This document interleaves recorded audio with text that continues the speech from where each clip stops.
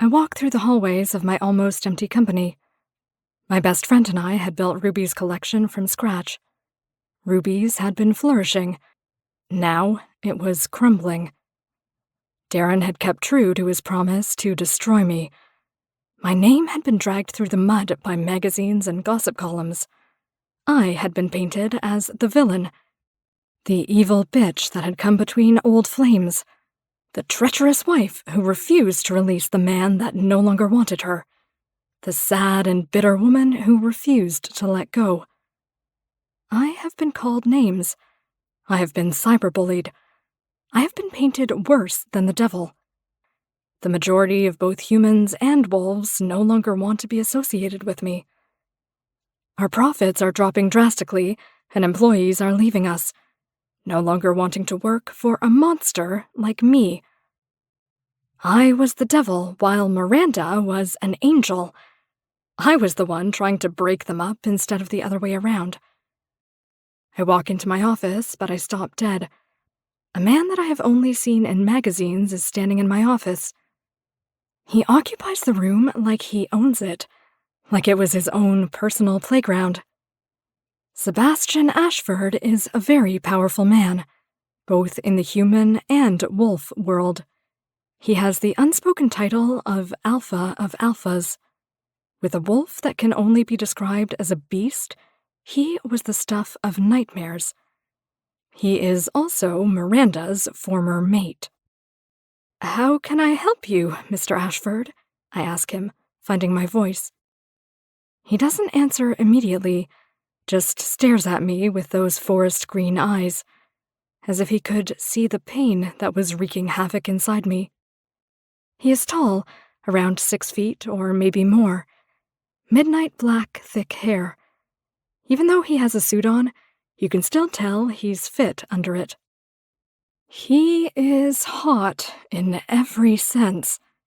Too bad my heart will never be whole again. Never will it be able to beat for another. I was done with men. "My son keeps talking about you. I had to come and see what all the fuss was about," he says, his voice deep and husky. I just stare at him, not knowing what to say. "I want to know what intention you have towards him." He gets so close that I can feel his body heat. Blue perks up for a bit before going back to sleep. "Nothing bad. He's a good kid, and he comforted me at my lowest," I murmur. I have to tip my head back just to be able to look at him. "That better be all, Red, because if I find out you're using him as revenge against his bitch of a mother, I'll rip you to pieces. There will be nothing left of you to bury." He threatens, his voice going dangerously low. I can see the beast everyone talks about. I should be scared, but for some reason, I was not. Just as with his son, something drew me to him. I would never do that. I may hate Miranda, but I would never use an innocent child to get back at her.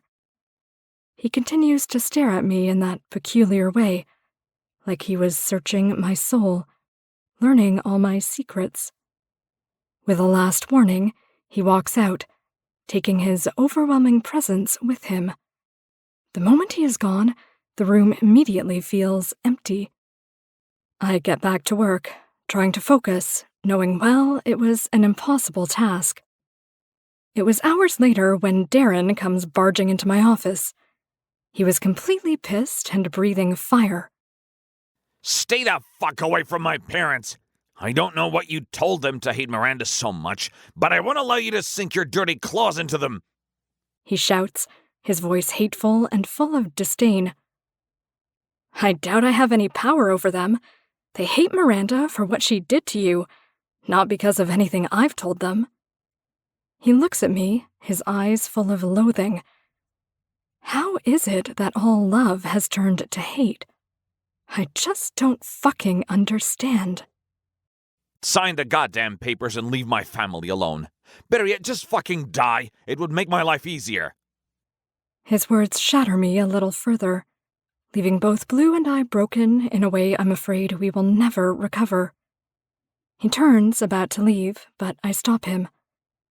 "Wait!" I shout, but it comes out as a whimper instead. "Be honest with me. Did you ever really love me? These 10 years we've been together, did you love me, or was it just pretend for you?"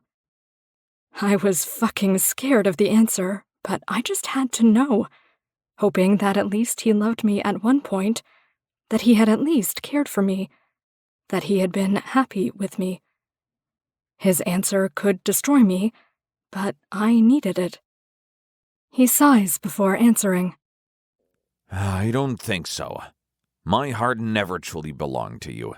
It was always Miranda's. You were just holding it for her, but it was never yours to begin with. So let's just end this sham of a mating so it can finally be with the only woman I've ever loved.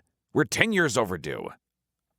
Without saying anything else, he leaves, walking out the door like he was walking out of my life. I fall to my knees, my soul feeling like it has been torn into two. He never loved me, not even once. He was just using me. I don't know how long I had been on the floor when I heard her. "Ren?" I look up to find my best friend Claire standing at the door. Within seconds, she is kneeling beside me. "Oh, Rennie, what's he done to you?" And that's all it takes for me to crumble. I throw myself at her. Finally, I break, a sob tearing its way from the depths of my tortured soul. I let the pain, the anger, the frustration, and the hate I've been pushing down free. The dam breaks, and the tears I have been holding back flow. I cry my heart out to the moon goddess, cry at the shitty hand I've been dealt, at the pain she has allowed into my life, at the brokenness I was sure would never be fixed. By the time I'm done, I feel empty, like there is a hole where my soul used to exist. I turn to Claire, whispering the words that tear at me. "I'm done." She doesn't say a word, just nods. Her tears fall while she holds me tightly in her arms. I stare at myself in the mirror, and I can't believe the woman staring back at me.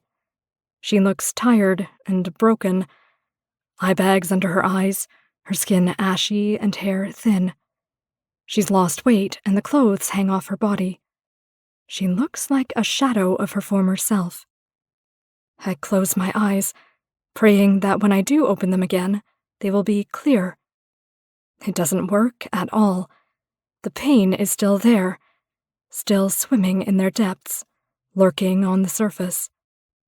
I take a deep breath, then leave the bathroom.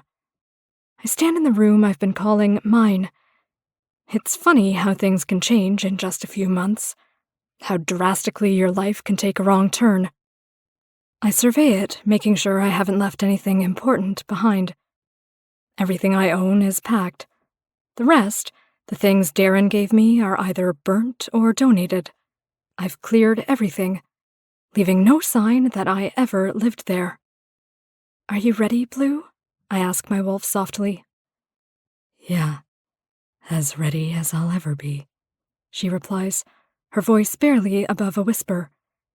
She is hurt and has been withdrawing into herself more and more each day. I couldn't allow her to fade. She was the only one that was keeping me sane. I leave, going straight to the airport. I had already signed the separation papers. I had also gotten my lawyer to draft custody papers, signing full custody of Crystal over to Darren. It had broken us to do so, but we knew Crystal would never willingly choose to stay with us. Forcing her would only make her hate us more. I had no idea where we would go. We just needed to go somewhere far away, where we're not constantly reminded of all we have lost. "Blue," I call. I needed her for this next step. "I'm here, love. Do it. Let go." She pushes me, giving me the strength I need. I, Lauren Smith, cut all ties with Alpha, Darren West, and the Silver Mist Pack. I declare that I am now a lone wolf with no Pack. The moment I finish those words, I feel the pack link beginning to shrivel in my mind. The buzz that was always there at the back of my mind was now silent. A tear falls down my cheek as the pack link completely fades. I accept that I've just severed the last connection I have to Darren and Crystal. Blue and I were now truly alone.